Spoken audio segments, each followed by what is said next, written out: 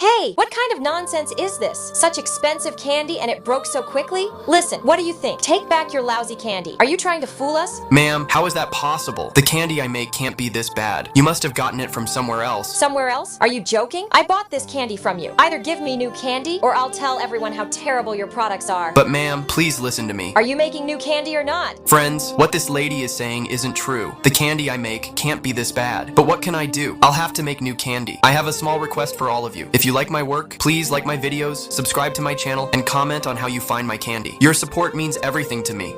Here you go, ma'am. This is your new candy. Haha, you saved your luck today. If you hadn't made it, I would have ruined your business.